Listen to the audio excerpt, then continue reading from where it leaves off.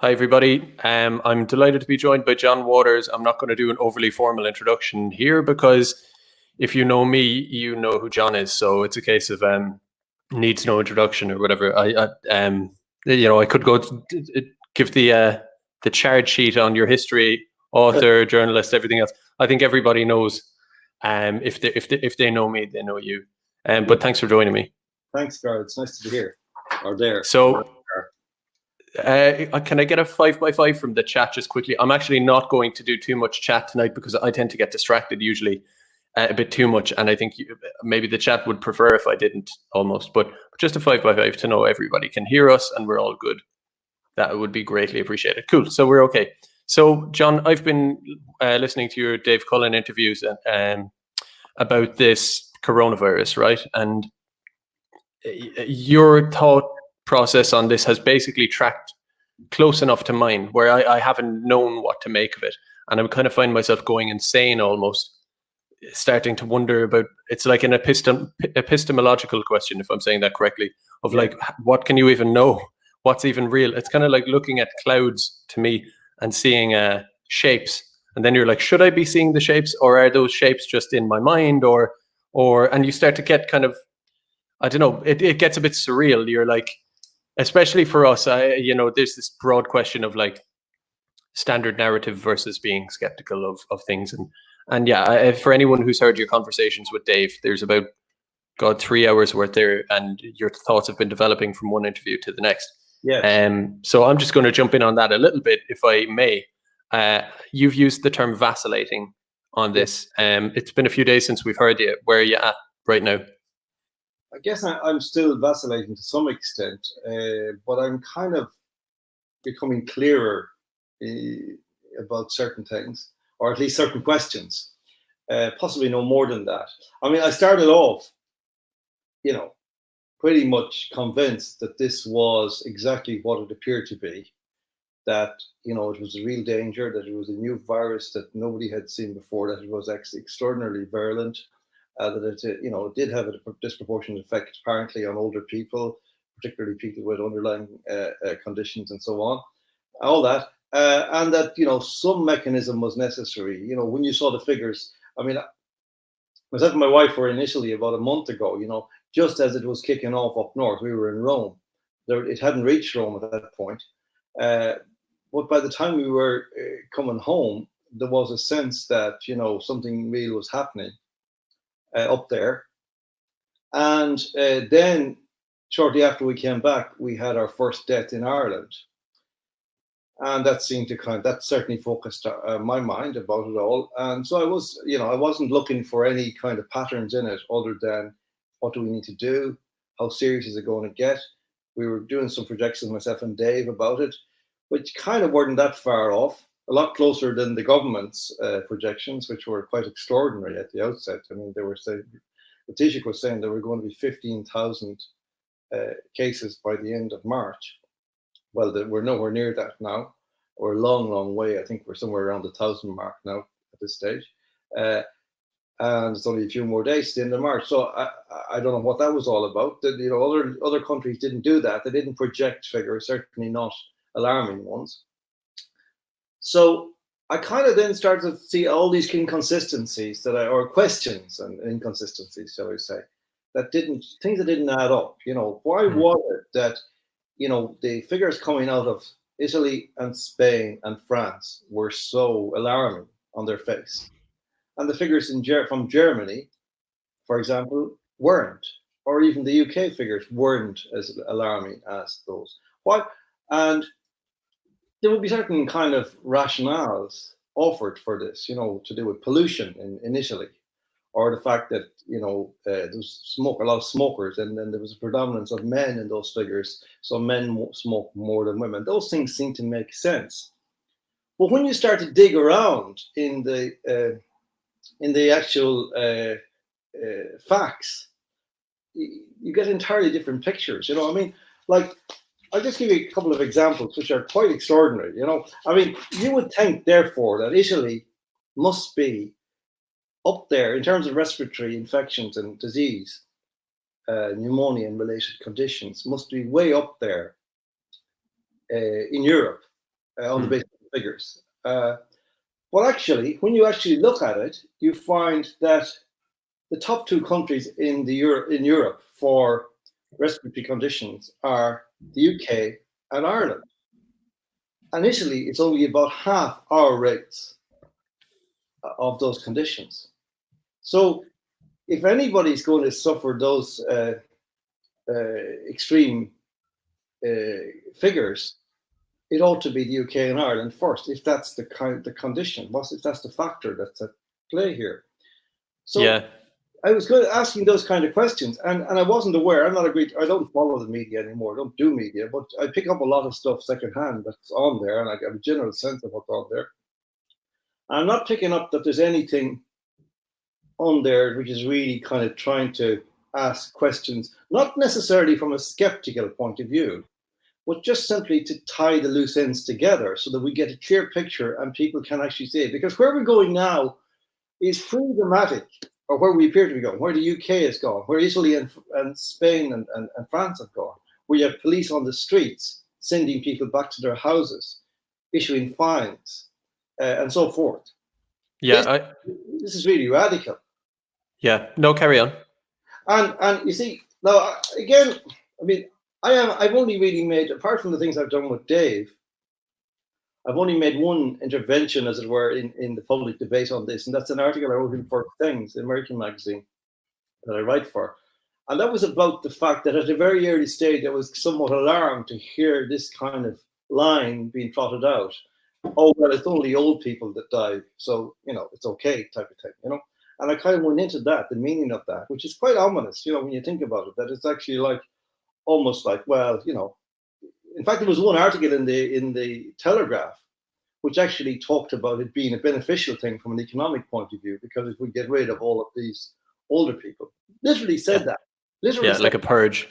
Yeah, a culling of the herd, as it were, And so that was my only intervention. And I was talking about like a new death calculus, which had kind of seemed to sprout out of nowhere. So, I mean, I was kind of trying to make sense of it from different perspectives. But as I go into it now and follow up, there's lots of stuff coming out. There's lots of skeptical voices emerging. Given that what's at stake here now is our most fundamental freedoms. And, there are different voices. There was a very interesting video about a week ago where Dr. Wolfgang Wodarg from Germany actually did an analysis of the figures. And he came to the view that there was a confusion between various coronaviruses, that actually, lots of causes of death were being attributed to this COVID-19, which may not have been the actual cause of death, but was simply somewhere around, in the mix.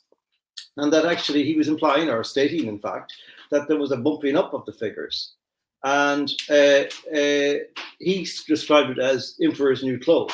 And he's a doctor, he's somebody who's done a lot of lab work on this kind of stuff, on viruses and so on, seemed to know what he was talking about.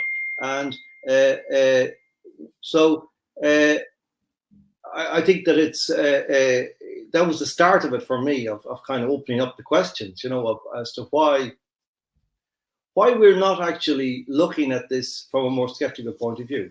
And just to kind of complete this idea, I think, in Ireland, this is part of a pattern where we don't any longer have conversations which are of the vibrant kind that you need in a democracy, to question everything that emerges and have people putting themselves out there saying, look, we're going to discuss this come hell or come high water, because there's a lot at stake. There's people dying, but there's also other freedoms at stake, and there are also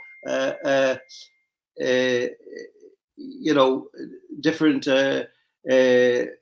what you might call public interests at play, different public considerations, and so that's kind of where I am now. I kind of think that, if you look back at the last decade in Irish politics, it's been a very, I would say, rum time, where we had these who were basically pushing all kinds of agendas. They had the total cooperation of the media. There was no opposition.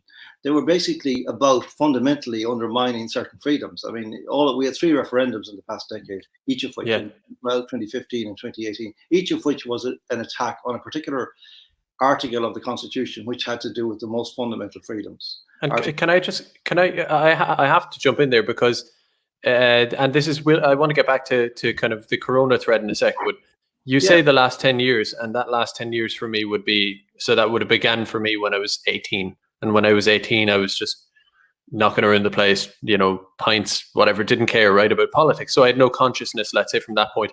Basically, that 10 years is my entire political consciousness, as far as I can see it. Before that, let's say 20 years before that, 30 years, as long as you can remember, as long as you were active. I mean, did it go from like the direction that you're saying was pushed in that 10 years? Did the clock start at the beginning of that 10 years, or was there a latent form of it for, 20 years before that? How do you see that? I think there was a latent form of it for maybe more than 10 years. Certainly, maybe you could go back 30 years, 40 years in the kind of much diluted fashion. Literally, I suppose, from the beginning of our relationship with the European Union, or whatever the common market as it then was in 1973.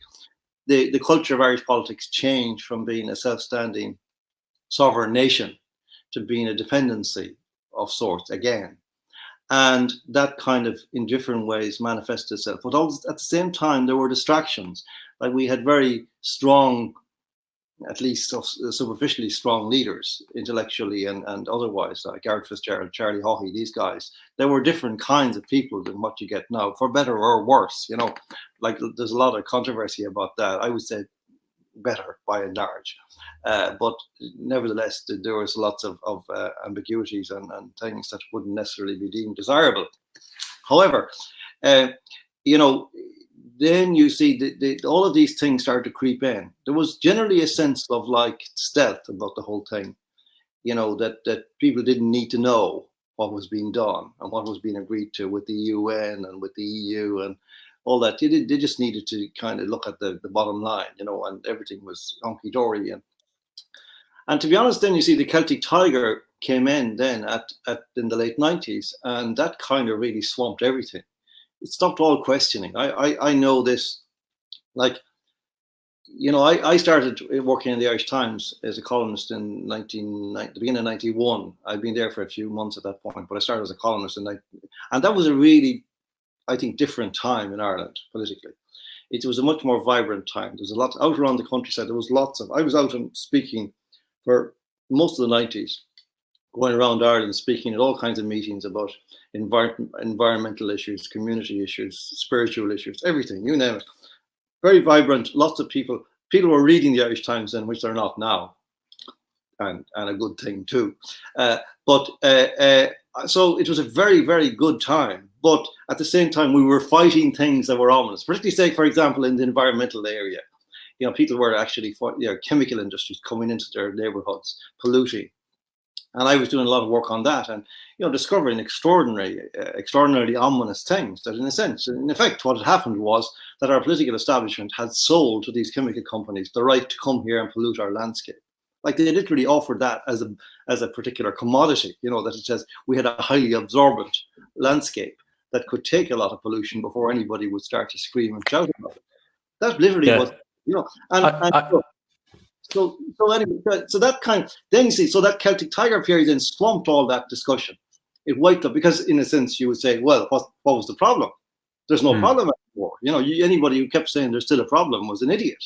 And I kind of did say that. I kept saying, well, look, the underlying problems are still there. And people said, oh yeah, begrudger and, killjoy and all that. So you just you do kind of tone it down then. Unfortunately, I have to admit to that in those years, because if you kept saying the same things, you would have been some hell of a Jeremiah, and so you do tone it down. You go elsewhere, you go into other things. And I went into the father thing then in the Irish Times a lot. And the gender thing as it is now, and feminism and all those things. And it got really dug into that, So I was kind of AWOL from these kind of economic, culture, social issues for some time, for all kinds of reasons, personal and also to do with the culture out there, which was that increasingly we were in a situation where you couldn't ask. There was no point because, you were arguing against success. You were arguing against prosperity and what kind of an idiot or what kind of a... Yeah, it's. I often look at, and I will say I don't know on a lot of stuff because it's hard to have certainty on things. But and especially with this stuff, when people say, how far back did it go wrong? And they want to like pick a spot and pick a date and draw all these threads. And it's like, that's kind of it's a not particularly accurate heuristic. Like, it's something that you just kind of talk about, but there is no date or time, or it was when this Taoiseach took over or whatever. It never really is like that. But I noticed that, like, even back in, and I'm going to engage in it now, but even in Sean Lamass's time, he had this advisor called T.K. Whitaker, I think his name was, and he was all about this economic opening up and all of that. Yes. And if you just follow that, even with a Wikipedia or whatever, you will see just this kind of growing financialization, opening up, liberalization, and all of that stuff. And I think at a certain point, they just didn't know any other way. Their creativity was gone. It was just like, let's just let that run the ship as opposed to us running it. And it kind of maintains this basic level of consumerist material, kind of low level, quick in, quick out, kind of, you could say, prosperity. Yeah, you're dead right there. You're dead right. Yes, and even up to Charles Haughey, that's when the IFSC opened up, all of these financial institutions that don't particularly create anything, pharmaceuticals, all of this stuff. It's just like, to me, there's an element of the, let's say, the conservative movement in Ireland that was, and this isn't a judgmental thing on my behalf, but like, that was preoccupied maybe with the social issues, whereas, and maybe had a kind of is slightly married to a capitalist form of conservatism, and maybe wasn't seeing that whereas, like, you can fight the social issues all day, but they are just a downstream effect of opening up your country. For example, getting every woman in the country into an office, stuff like that. Yeah. I mean, that's not quite just cultural Marxist. It's also just a need of business. And I feel like maybe that was missed by everybody. And I would have missed it too at the time. Yeah, you're spot on. Whitaker was centrally, and Lamass, they were centrally involved in the evolution of a certain idea of Ireland economically. Which was very much a reaction to what had happened before, which was, that stagnant period of the middle centuries, 40s and 50s in particular, where things were very bad. Well, you see, this is the point that people think there is this idea in Ireland, and there was very much strongly then, that Ireland was a failed entity by definition, but in fact, it was a failed entity, but it was a failed entity by circumstance, not by definition.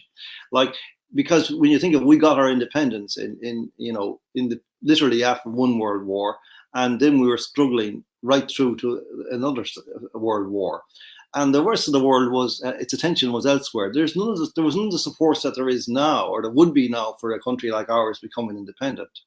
Very few. There was a little bit of money from America and Canada and so on, but nothing really significant. And the big income from Ireland then was from the remittances from Irish immigrants gone to America, who kept a lot of families going. But the problem was then that in the 60s, at a time when things were beginning to change and there was some, growth in different areas, industrially and so on,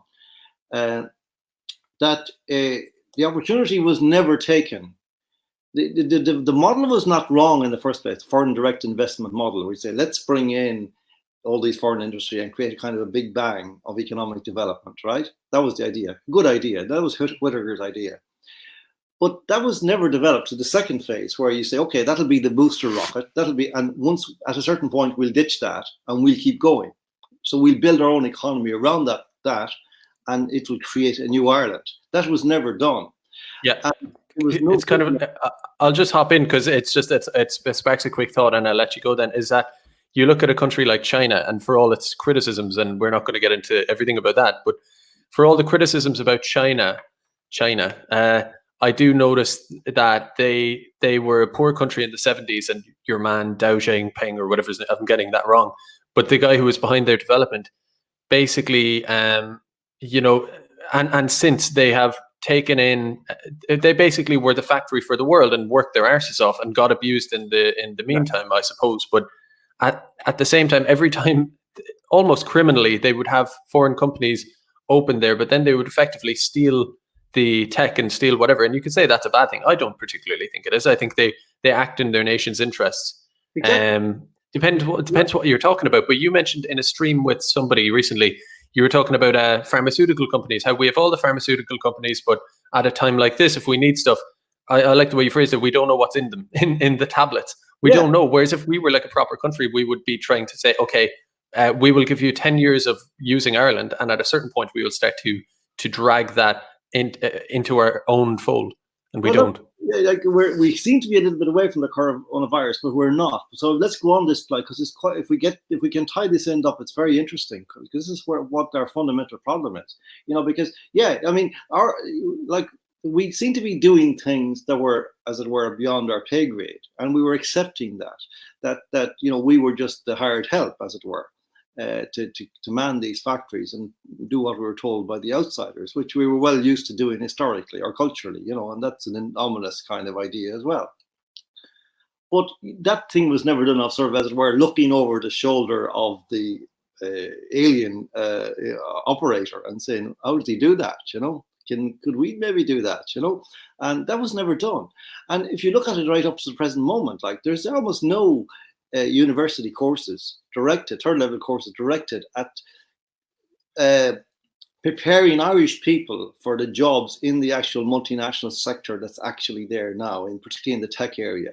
Like, if you look at all these tech companies, their employees in Ireland are overwhelmingly 95% coming in from outside. There's almost no indigenous work in those factories. Yeah, Ireland's a great little country to do business in. It's like a landing strip. It's just, we give you this open country. You can come and go as you like. You can do what you like. It's everything is geared towards that.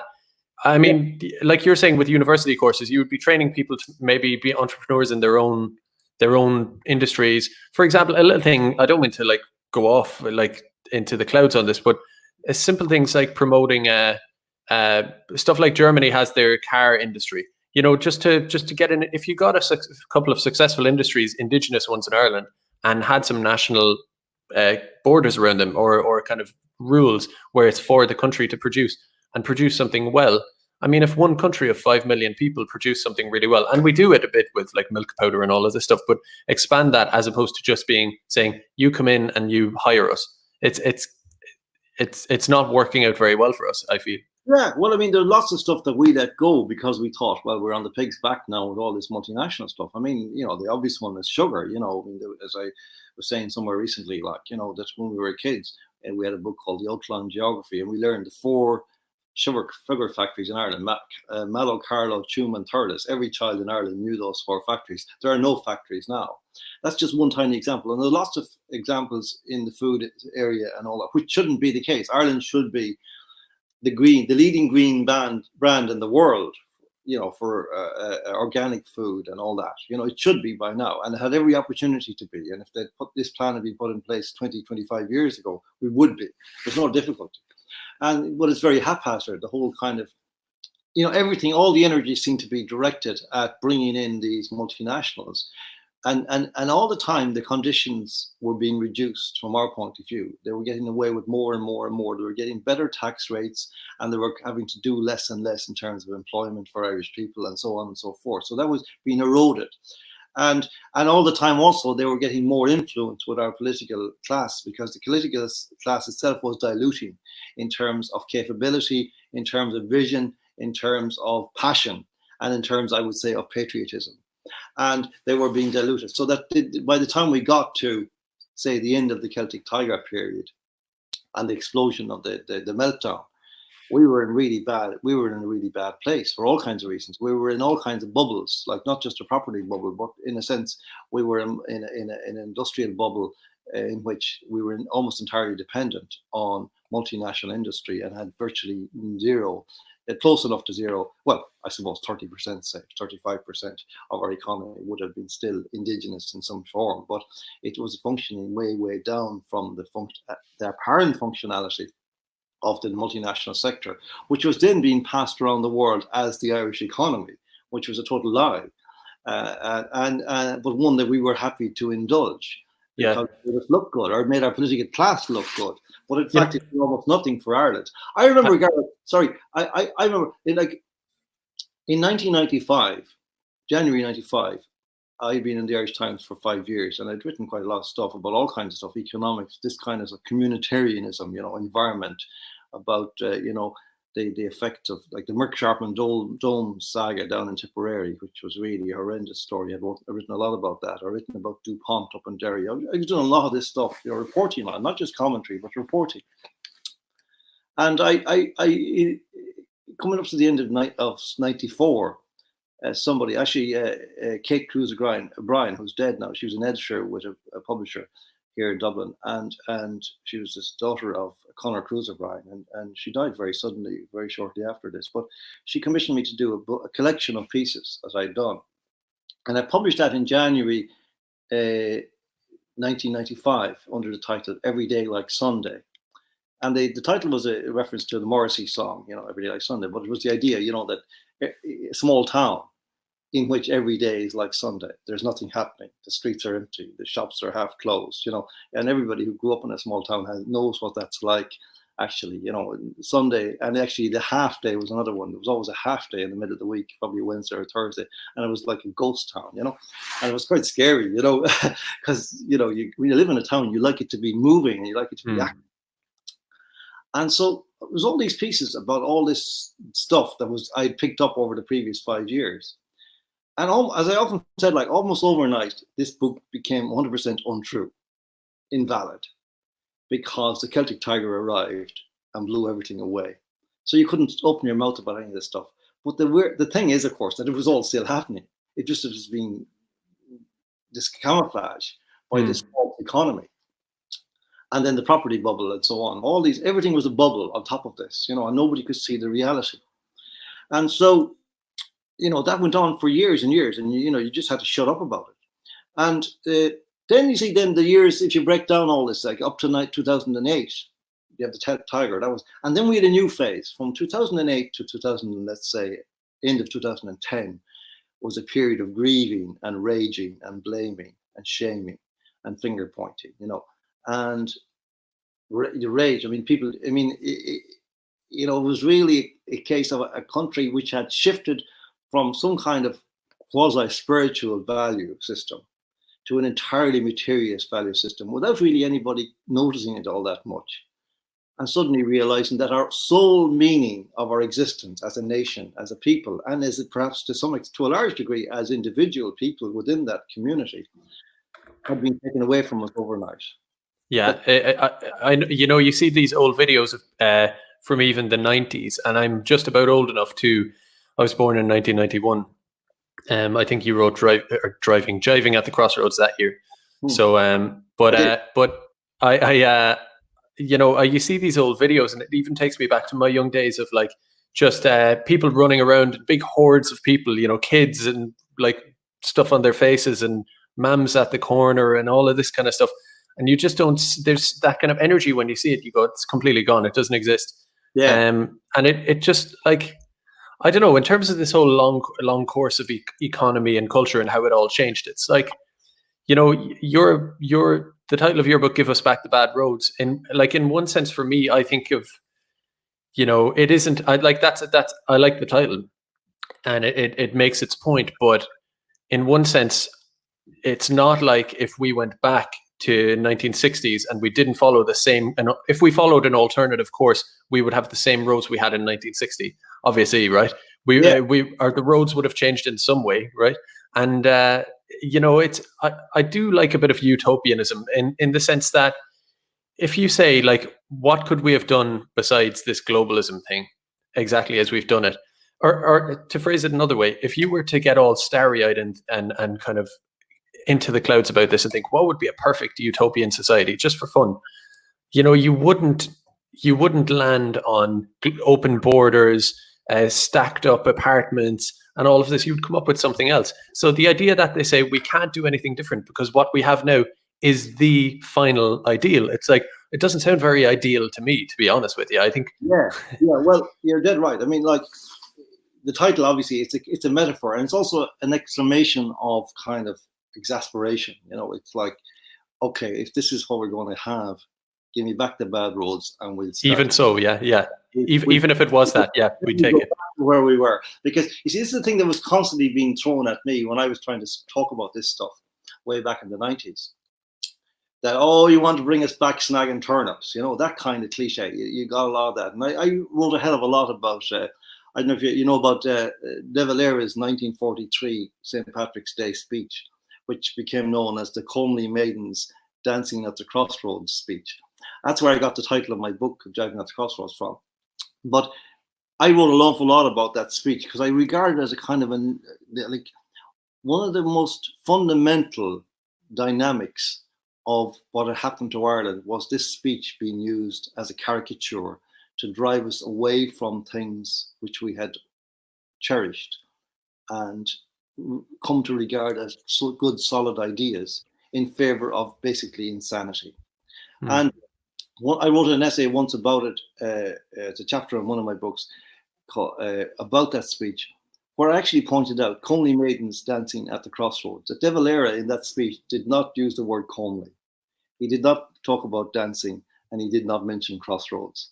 But that caricature was necessary to make all the more ridiculous what he was saying, which essentially he was saying to cherish the idea of enough, of a sufficiency for your life, and then look at your life. Create the life. Don't think that by storing up more, you're going to have a better life.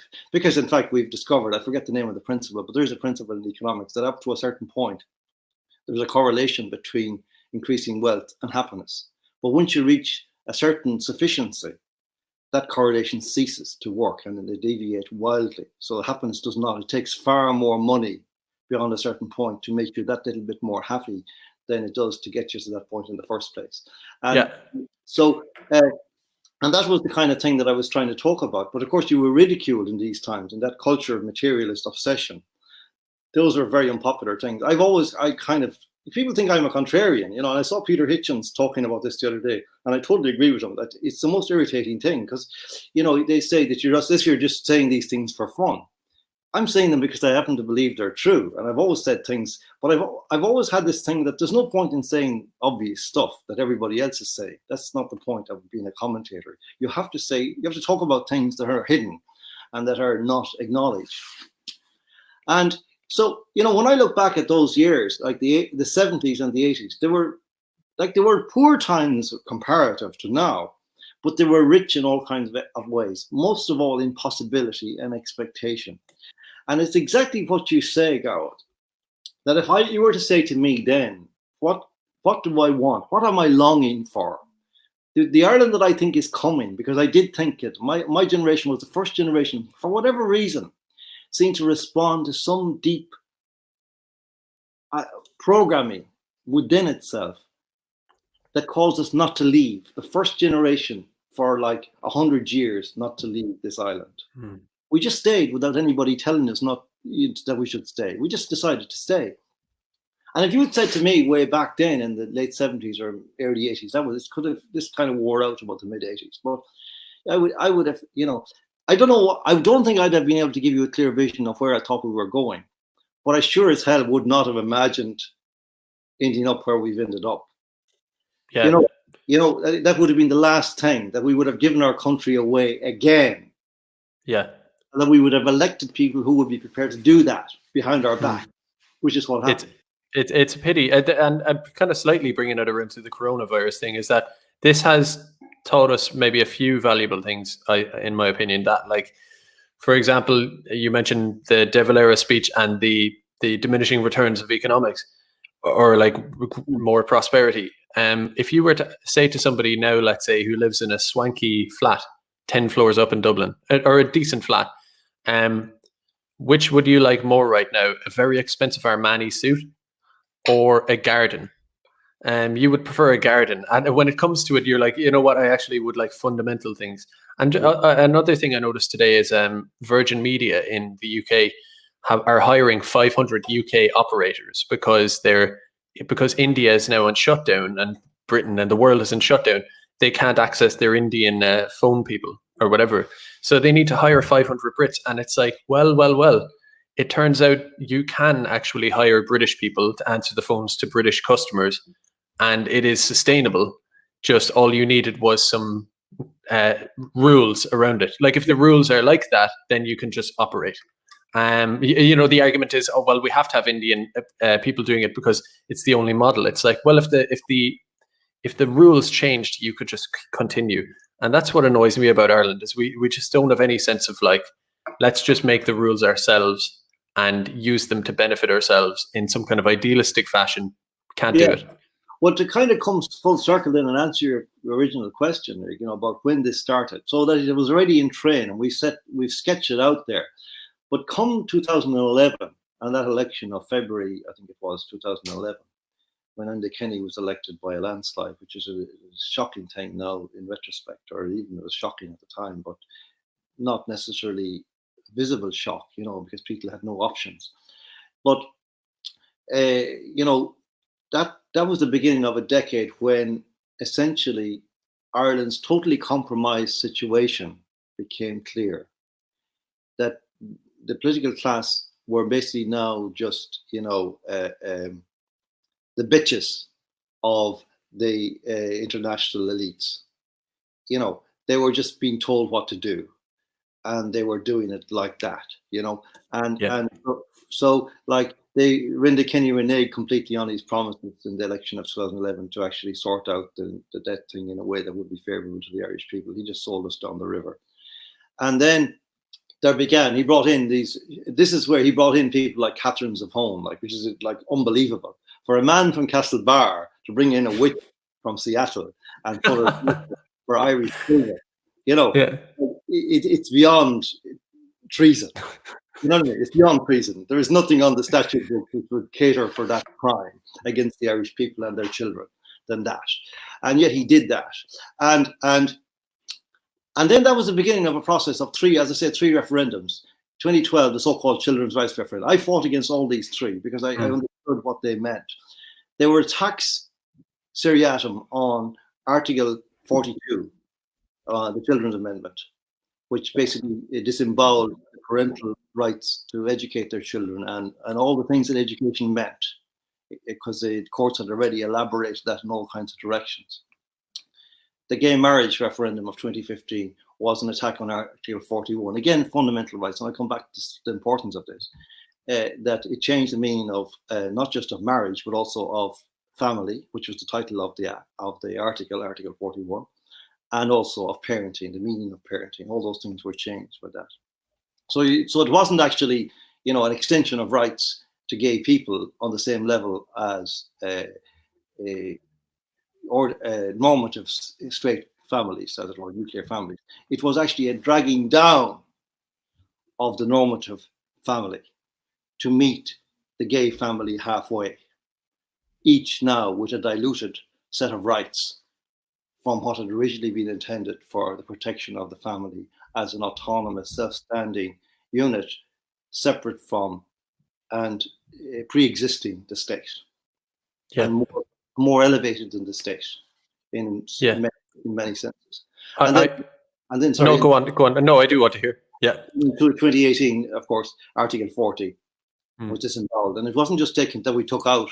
Well, I mean, this is a long story, and I won't go into it because we didn't have the right to do that. That didn't belong to us to take away that right of the unborn child. But what we did with that was we created a precedent which it will in future come to haunt us, because it is now we have broken the duck on removing fundamental right to life of human beings. So it's only a matter of what category is next. And that's why I wrote that article about when I started hearing people saying it'll be only old people that die of the coronavirus, because that will be the next category. People will be regarded expendable, and people will be seen in terms of their pension and so on. And there'll be calculus on the basis of how much we could save by having, 300,000 less pensioners next year, and so on and so Yeah. forth. So those are, you see, Articles 40 to 44 in the Irish Constitution are of a unique kind within the Constitution. The rest of the Constitution, apart from the preamble, are actually constructed rights on the basis of, you know, the influence and the learning from other places. The Articles 40 to 44 are fundamental, inalienable, and imprescriptible rights. In other words, they're not rights that were given by the Constitution. They're simply recorded in the Constitution. So they pre-existed. And they're antecedent. And they're inalienable and imprescriptible, means they cannot be given up and they cannot be taken away. That's the meaning of those articles. But the meaning of the referendum in culture has been that we were entitled to mess around with those rights and that we were entitled to take them and change them. We weren't. And if there was ever in the future, Gareth, an honest, decent government in Ireland, God help us, and pray that there will be, the first thing they will have to do, in my opinion, is restore those articles to their original position. Yeah. To appoint a Supreme Court that will overrule the three referendums of 2012, 2015, and 2018. And that will be an entirely legitimate and lawful thing for them to do, because those referendums were all unlawful.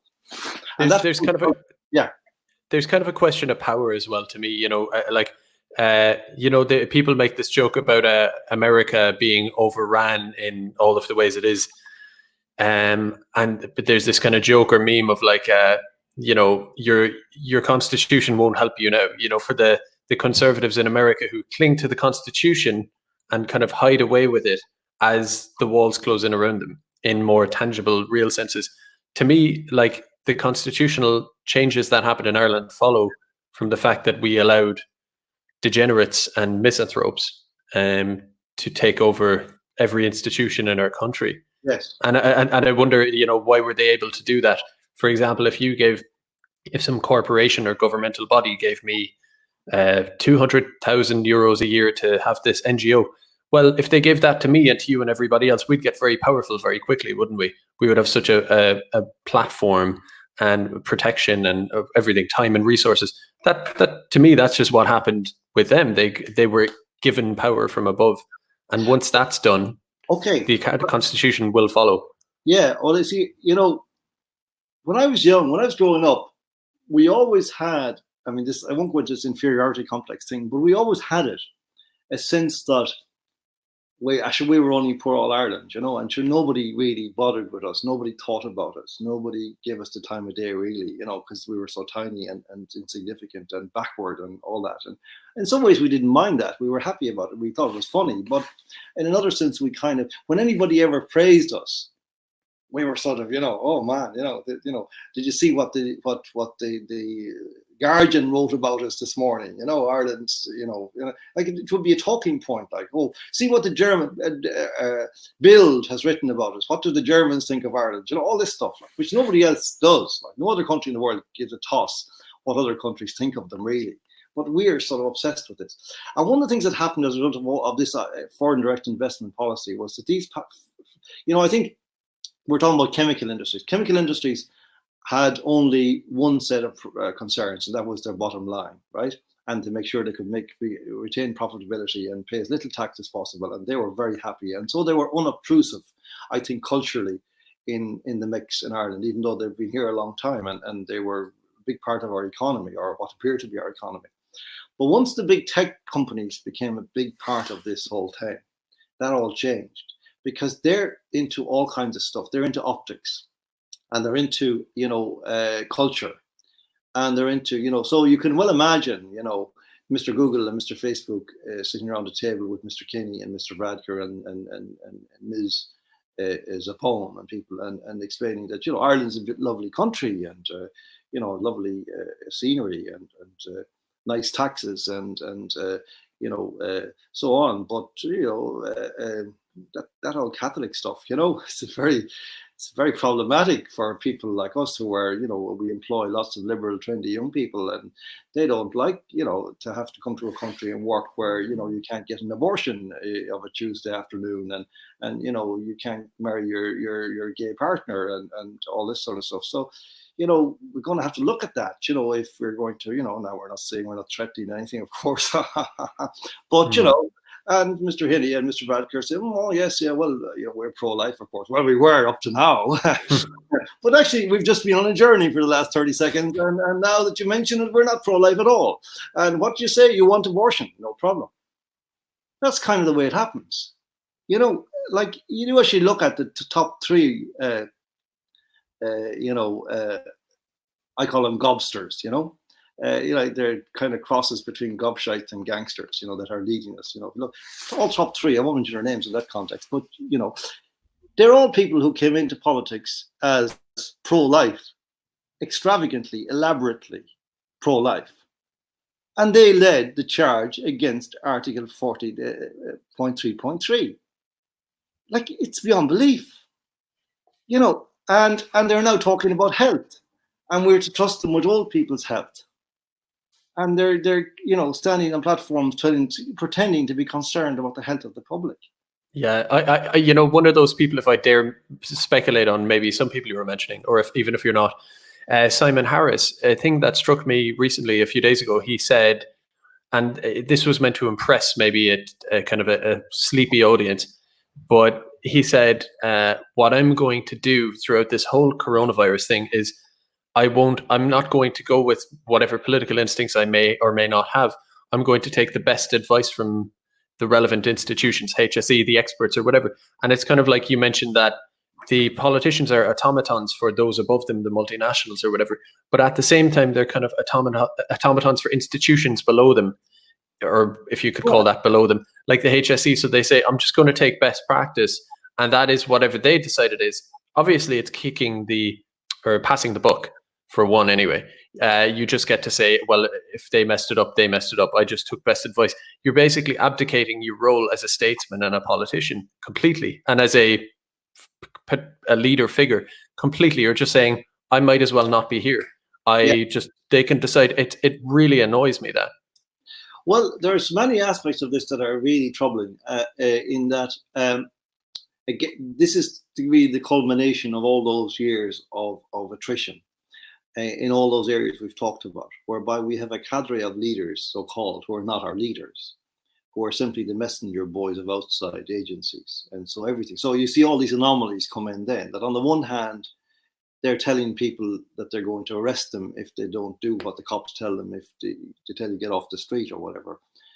But on the other hand, they won't close the airport in Dublin, through which like people have been flowing just as rapidly and as in almost the same numbers as they had been coming before, because that's something that's agreed.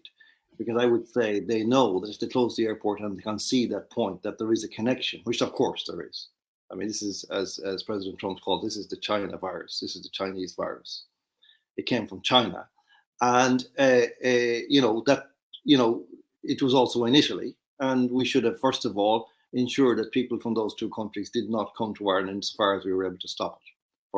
From the very moment we became aware of those problems. We didn't do any of that.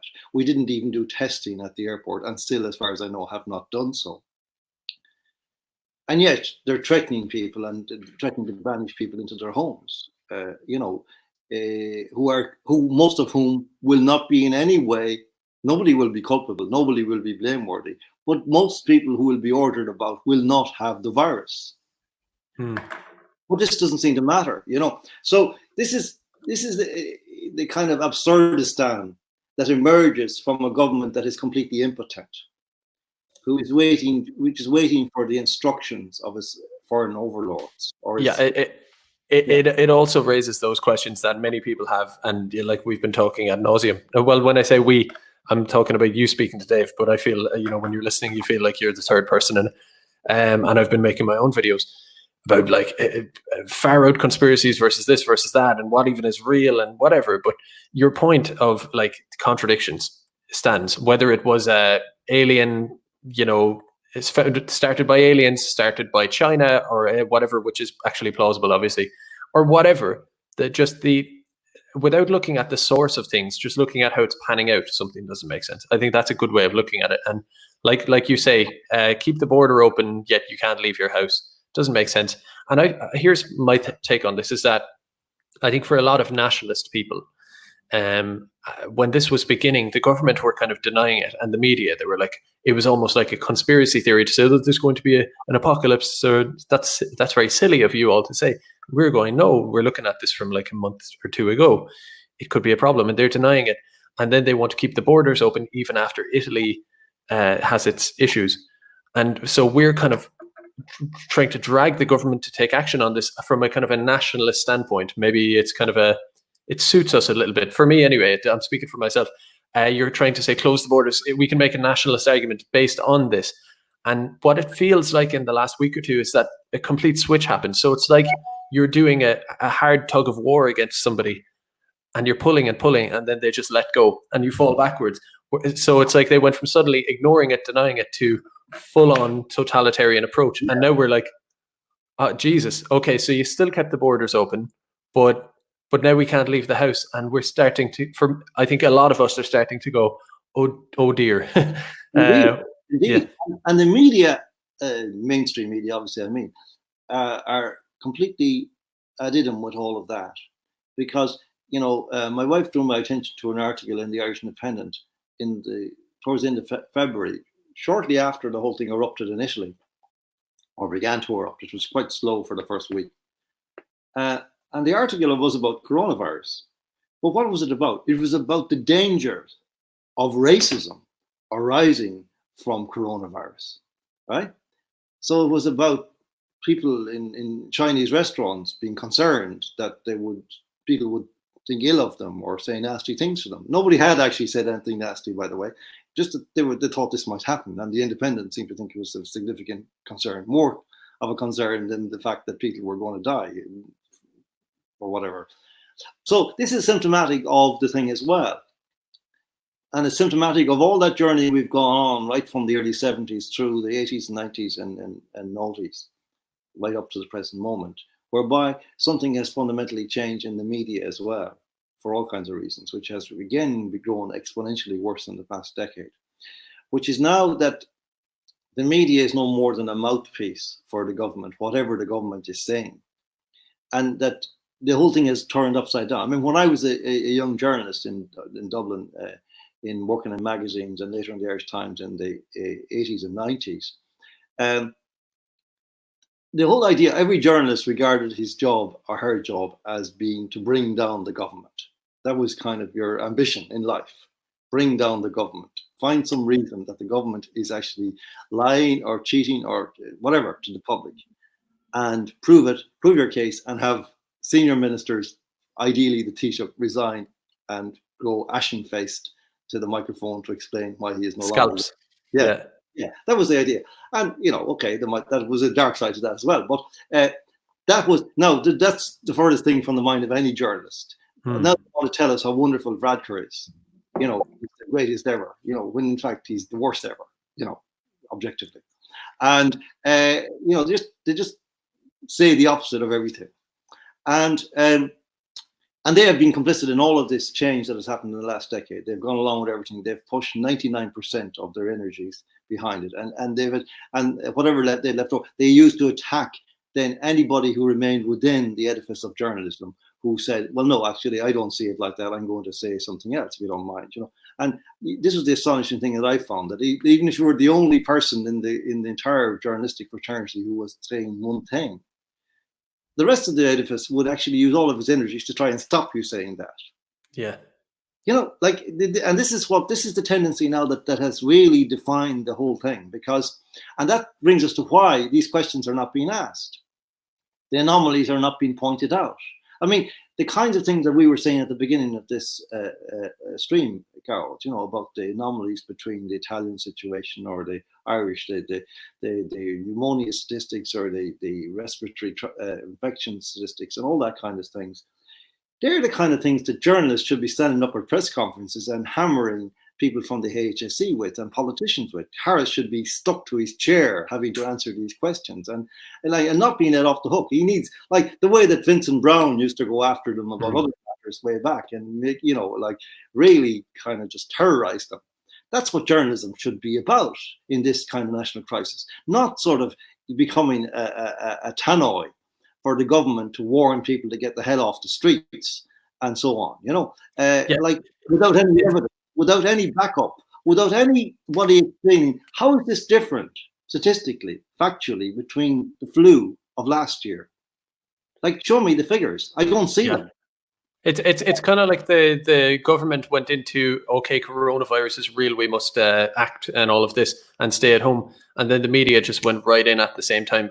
I think of it as if you ran some kind of big large company and you hire a comms director, someone to do comms for you. They're basically propagandists for you and PR.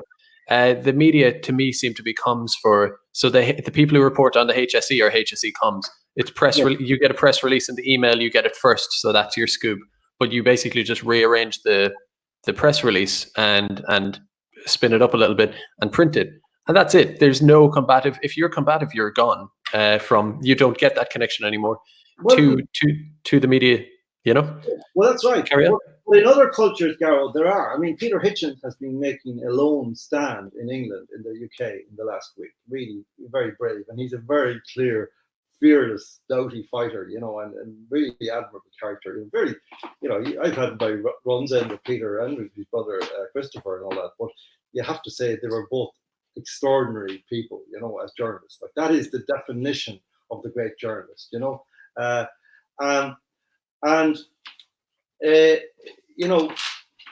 there's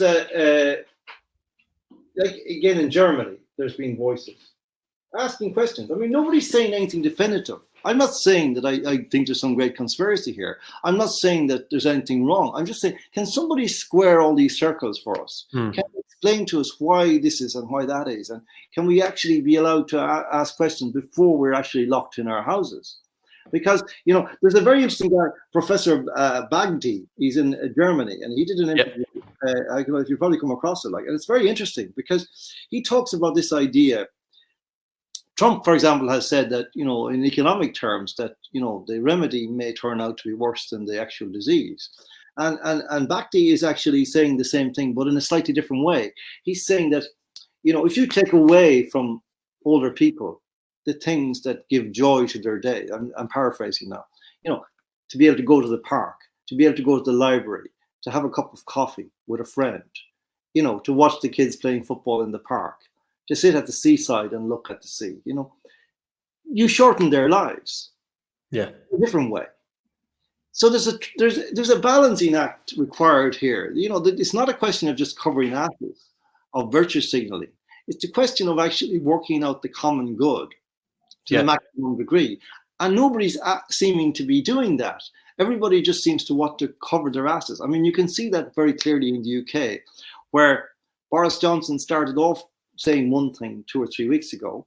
He was talking about herd immunity, developing herd immunity, which sounds like a bad idea. It sounds like an inappropriate kind of concept. But actually, when you look into it, there's some logic in it. But now he's basically capitulated to the kind of conventional wisdom that everything should be just shut down. And this guy Bakhti is questioning that.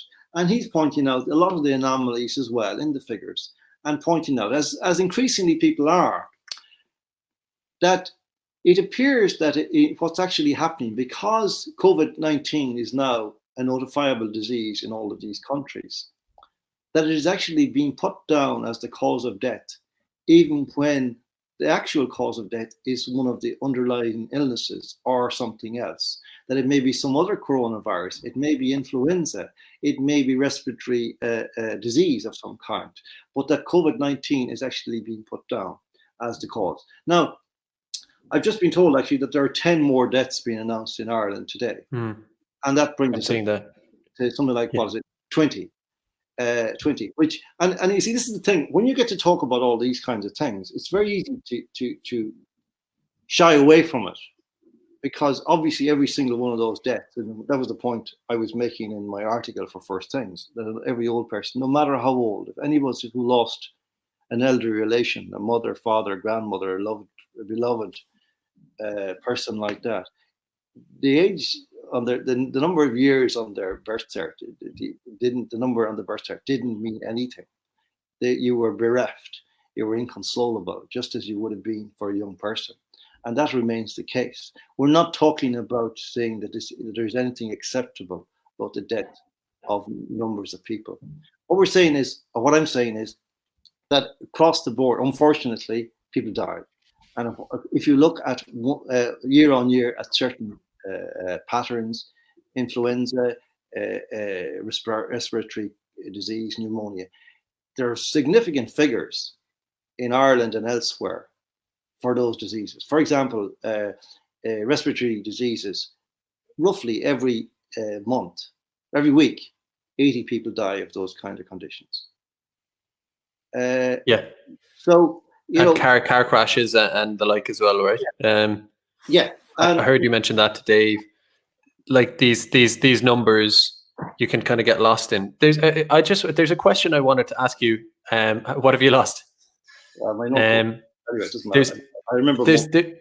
You might find it there. Work away. But there's a question I actually wanted to ask you, which is, if I were to have asked you 6 months ago under what conditions. Actually, let me preface the question. Somebody here in the chat has mentioned they've heard a rumor of curfews. Yeah. And just assuming we're moving towards curfews and all that, that can no longer be called a conspiracy theory. We just look at England and everybody else, right? It's moving further and further along. Let's just put ourselves 2 weeks in the future and imagine maybe curfew, maybe this, maybe that. It's really hardcore. It's not half anymore. It's you kind of are locked in the house. Now, if I was to have asked you 6 months ago, before any of this began, I just said, just in general, John, under what conditions would you be okay with a mandatory, basically mass, I'm trying to phrase myself, the entire population being obliged to stay in their house indefinitely, just in general, 24/7, whatever, being allowed to have a walk once a day? Under what conditions would you say, okay, that's fair enough? Not knowing anything about coronavirus, just in general, you might, what would be enough for you to say that seems necessary? Well, you're reminded of the curfews that used to happen in the war. When there was like blackouts, and that there was very good reasons that planes going overhead with loose bombs might not see the life and decide this will make a good target. There's some clumsy analogy to be made between that and this, I guess, in some sense. Although what we're talking about here is nature, is not an actual human enemy. I want to just preface it by saying that, and it's not that I'm actually wanting to give myself credentials, as it were, or, locus standi, but because I don't think I need to do that. But just for I'm almost 65 years of age, so I'm on the very fringe of what is regarded as the border into old age. And I've also had I have two very serious illnesses in the last 2 years. And one was a viral thing, which comes from chicken pox I had as a child, which erupted again. It basically shorted out half my face last year. And before that, I had cancer, which I had an operation for. So my immune system is probably very deficient at the moment, So I'm as, open to this as anybody. So I'm not saying this as a young person who doesn't give a shite, what happened. I'm saying I do care about people. I have written about it. I think this is a very fundamental issue. But there's a balance, and it's a philosophical question. It's more than it is, just a pragmatic administrative question. What are, exactly as you say, like in what circumstances can you curtail the most fundamental rights of human beings in this way?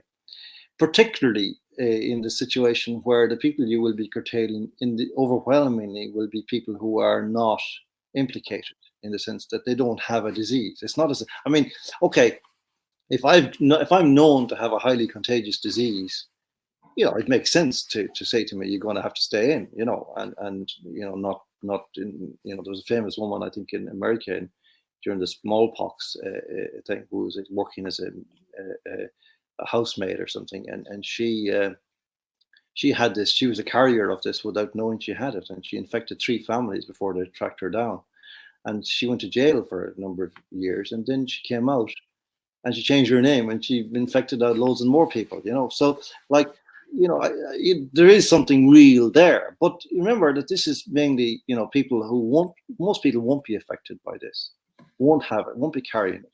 Well, I think it's a very radical step and there's been no discussion about it. It's like it's axiomatic that you just do it. And if you even question, it's like everything else that has happened in this country in the last 2 years. If you ask the very first question, you're a xenophobe, or you're a homophobe, or you're a something phobe, and now you're basically a murderer. If you ask a question, about, well, can we talk about striking a balance here? Can we talk about the fact that there may be disproportionality here? It's unprecedented in human history, I would say, unless there's something about the bubonic plague, I don't know, or whatever. But just generally, it's unprecedented for much worse things. Like that doctor, as I said, that doctor, as I said, the German doctor Wolfgang Boder talked about it as emperor's new clothes. The other doctor, what's his name, that I quoted there, he's a Japanese guy, I think, or Chinese, and he said he called it a spook. He said it's a spook, that it's not real. Now, I think some parts of it are real. Undoubtedly, there's evidence from Italy, and that hasn't been like there's a very good article in the current Spectator by a Dr. John Lee, which people can find online very easily. And he goes through all these arguments, and he's very, very clear about some of the things that are happening. He talks about kind of conflations between different coronaviruses, and cause of death. This distinction that is very important, which is not necessarily being made, of dying with coronavirus and dying of coronavirus, and that many of the people being put down, the numbers being put down, may be death with coronavirus. Like in this prostate cancer, lots of men die with prostate cancer. Not so many die of prostate cancer. Yeah, the one, like, and I know you're aware of these, and like you say, you're vacillating. So I know this isn't a dialectic necessarily. We're both a little bit vacillating on this, but the point I keep coming back to on this is unless one of the sources is wrong, I've every reason to believe this is not a fake news or whatever. Is that in Bergamo there was a week they picked recently in Bergamo, like last week or the week before that, where I've forgotten the numbers exactly now, but X amount of people died that week. Yeah, and 14 times less died that same week last year. That's the one thing that I find it hard to get around on all of this. Yes, and I have seen, and again, to put in the same category, in the same column, as it were, there was images, I think, from Bergamo also, of a church with coffins laid down the side of the aisle, and that's a scary image. There was also talk about, re-designating ice rinks and such like as mortuaries, like temporary mortuaries. This is scary stuff, and there's obviously something behind it, whatever it is. And also, Italy is no longer the worst place. Spain is now worse than Italy in terms of deaths, at least, and that means it's worse than China also. So clearly, there's something going on. And yet, go to Germany and a similar population, and the mortality rates are way down on those other countries. Now, that's a question I would like to hear, not Simon Harris, I don't want to hear him say anything, but somebody with intelligence and credibility address and tell me what it is. And this is the kind of thing that Dr. John Lee deals with, in the article in Spectator, in a very interesting way, and in a way that kind of will make people ask questions. There's nothing wrong with asking questions, because, as that Dr. Bagdi actually says, like, there's something at stake here. Like President Trump has talked about the dangers of melting the economy. Peter Hitchens has talked about that, that death will flow from that also, for all kinds of reasons. If people have no incomes, if they can't eat properly, if they can't eat at all, if they, can't pay their rent, if they're stressed out of their minds, if the health service isn't subsidized to the extent that it needs to be, many other people will die of other things down the road. This is what I mean. Balance isn't just about giving people the right to, take a stroll. But having said that, taking a stroll is important also. That's what freedom is. The right not to feel that you're hemmed into your house, that you're under house arrest. That's an enormous stress on any human person. I feel it myself. I mean, I was saying to Dave, that we're having this discussion, and I'd be interested in what you think, Gareth. But I mean, my life by and large hasn't changed since this started. In kind of logistical or material terms, I do the same things. I do a little bit of work. I write a bit. I read some. I go for a walk. Maybe have a siesta, do some more work, blah blah, all that. Fundamentally the same thing, and yet there is this kind of stress that I feel all the time now, a sense of being hemmed in, almost a phobia, that that is purely existential. Like it's not actually a literal condition, but it's a sense that actually I'm not free, and that's what freedom is. Freedom is more profound thing. Yeah. It's so strange. Like, I went to a park this evening just for a walk. Funnily enough, I may have been listening to you and Dave, which is kind of like we're going around in circles here, because now I'm talking to you, and somebody else will be listening to me walking around the park, and you and so on. But it was so strange because it was a really sunny day, as I'm sure you've seen. A really sunny, lovely day, and it's a lovely park with cherry blossoms, and some people with their own children out, and elderly people having a walk and jogging and everything, all spaced out. And the whole thing, like, as you were saying, of walking onto the grass embankment and all of that. But that aside, it looked like actually a utopia in its own way, and even more so than normally, because you have more people out. So it's all lovely, but there's this sense of weird dystopia of it at the same time, and it's very disturbing because everybody's aware of it, and it's so strange. It's like being in a dream, and it's hard to put your finger on because there's nothing there. Nobody is spluttering and choking or any of that in front of you. Yes. You could debate how real or the virus is or not, but say it is, nothing's happening in front of you. It's lovely, and yet everybody's slightly afraid and wary and going a bit insane because, you walk in the park, but then you go home and you sanitize. I never thought we'd be here. I've always thought events happen and things change, dramatic history unfolds in front of you, but this is such a surreal. Everybody was ready for the apocalypse, and this is throwing. Well, that brings us to almost full circle to the what we're talking about all the way through, which is that the deficiency which we face in our culture is a deficiency of leadership. And I mean that in the sense that at moments like this, you need somebody to be the father of the nation, to step forward and articulate all of these things and talk people through them and tell them where they see that person tell them, where do I see the balance? Where does the needle fall in terms of the optimum public interest, and why?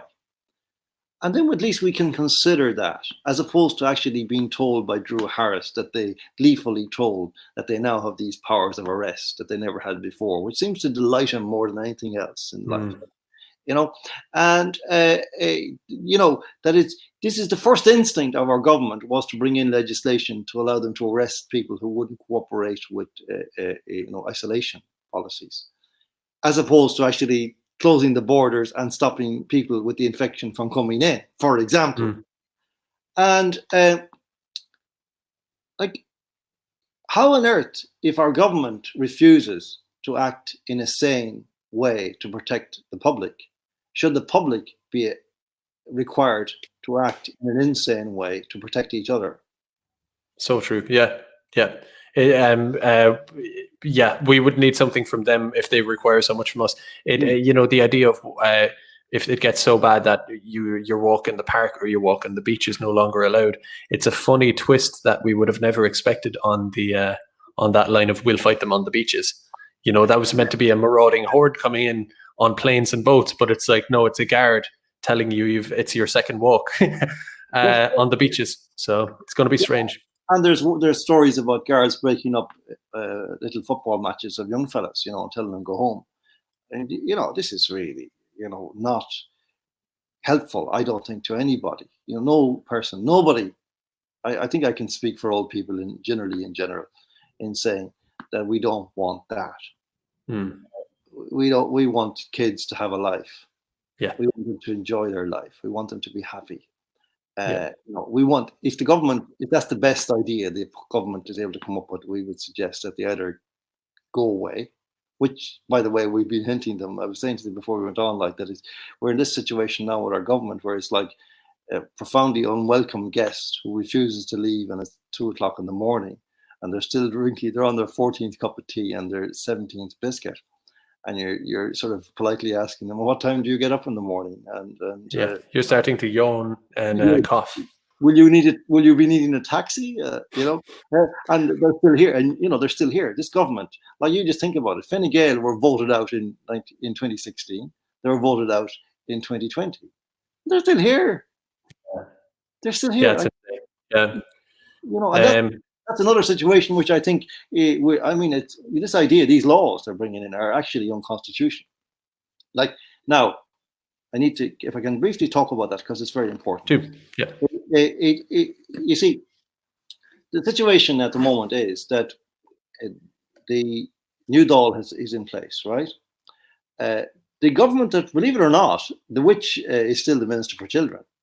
Like, this is unbelievable, but it is true that we still have the same government as we had, before the election, which had happened now 6 weeks ago. And they're still acting and drawing their salaries as ministers and having cabinet meetings and whatnot. This is unbelievable, but true. Now, the reason for this predominantly is that there has been no agreement between the parties as to the formation of another government, of the next government. And for that reason, there's no Taoiseach other than the caretaker Taoiseach, Varadkar. And he cannot appoint the 11 members, Taoiseach's nominees for the Seanad. He doesn't have the authority to do that. It has to be the incoming Taoiseach. And so there's a stalemate. So that means that actually any bill that goes through the Dáil cannot be passed by the Seanad. So therefore it cannot be enacted. And if they try to come up with any kind of ready up, it will be unconstitutional. Now, to be honest with you, Gerald, given the state of the country and what we've been talking about, everybody has a price in Ireland now, every institution. The people in the higher echelons of our society are there precisely because they were yes men and yes women who were prepared to do whatever was necessary to keep the status quo as the status quo. So I'm not naive enough to say that you couldn't actually find the Supreme Court finding some kind of mechanism to allow Varadkar to continue as Taoiseach and allow this appalling government to continue for another year or two or whatever as an emergency provision. I wouldn't rule that out because nothing surprises me anymore about these guys. But that would be unconstitutional and would be subject to challenge. Now, again, to challenge it, you'd have to go where? You'd have to go to the same Supreme Court. So, good luck with that. Yeah. This is where we are.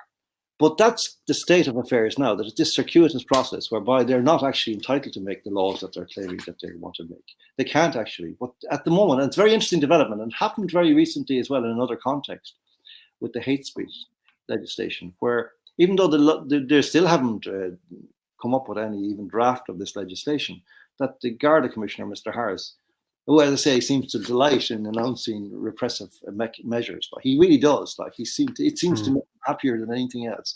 He announced the provision that anybody who had any kind of bad thoughts would basically be arrested. I think that I can't remember the exact formulation, but it was to that effect. That anybody who in the impression if you said something to somebody and somebody listening thought it was racist, then it was, and for that. That was kind of the gist of it. And he was delighted with this, and he's delighted with any kind of measure because he comes from of that unfortunate province of Northern Ireland, and he was a member of the most discredited police force in the world, the Royal Ulster Constabulary. And we imported them down here, as is our wont to import. It's disgraceful. Yeah. So that's where we are. And all these factors are live in this crisis now. And we're in, I would say, I don't want to exaggerate, but it is very dangerous. I'm not saying, and I haven't said, and you haven't said, I don't think, and that we are satisfied that this is not a real threat. I don't. There are lots of questions which are unanswered about it. Here, in Italy, Spain, elsewhere. But what I am saying is that the people should not have their freedoms, their basic freedoms, destroyed, eroded, or taken away without a full, open, democratic discussion, which is not possible now, which is not possible because we don't have a parliament, effective Oireachtas, we don't have a government, we don't have an opposition, and we don't have a media. So we're basically in a Soviet-style situation, waiting to be instructed as to whether or not we can leave our homes in the morning. And I'm not going to lie down under that. And I think a lot of people will not lie down. And I mean, Yeah. as a relatively old person now, I do not want my fellow countrymen to be locked in their homes so that I can be protected from getting a virus that even if there's a risk that it might kill me. I don't think that's a good trade-off. Yeah. You know, we're going to see people start to fray over the next few weeks. So the idea that everybody, even under this Soviet-style leadership, or not leadership, but state, that people are just taking it, and they are at the moment. People are compliant, but it will start to fray as time goes on. So it will be interesting to see where the rubber meets the road on this. I'm looking forward to seeing you. You mentioned possibly if and when you're speaking to Dave more on this, maybe more specifically in depth. I think we'll all be watching that. And like I was saying, maybe I'd hope to get you back on at some point to talk about fathers on a specific kind of video. Would love to do that. Brilliant. So we'll leave it there. Basically, have you any final thoughts, or have you given them? No, I think that's a pretty good journey. We've kind of done a pretty good sketch of the situation in terms of its roots and branches. So let's take it up the next time. There's plenty more conversation to be had. John Waters, thanks very much for joining me, and thanks everybody for watching. See you guys. Bye.